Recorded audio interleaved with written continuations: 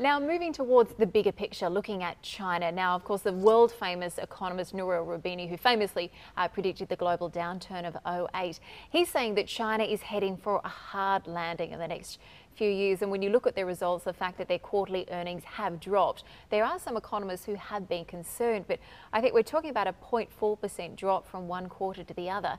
Do you think people are overreacting here? I think, look, I mean, when Nouriel Roubini says something, the world listens, obviously, because as you rightly pointed out, he predicted the housing bubble in America, which is important, which is very important. It doesn't mean that he's always going to be right, you know, and on this particular point, I think it really remains to be seen, you know. I don't really know that there is going to be a landing at all in the near future. You know, everybody keeps talking about the question of whether it's going to be a soft or a hard landing.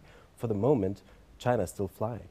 Absolutely. I mean, he has said that they have to keep it above roughly an 8% growth rate to avoid that kind of thing. And he has been wrong before. Obviously, the financial crisis is something that's particularly important to write about, but it's not like the man's infallible.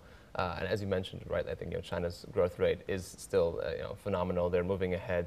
One thing that could be difficult, though, I think, is the period he predicted for about 2013 is also the time when we're going to see significant regime change in China. And if we do see a downturn, if we do see a hard or even a soft landing, it could be quite difficult for China. True, but China has a lot of control over its own economy. Its GDP is largely made up of what people call China Inc. So they have a significant control over their own fate. They hold immense currency reserves. They can, bail out their own banks, recapitalize them in case they face difficulties. So I think, the doom and gloom picture that is probably not going to materialize in the near future.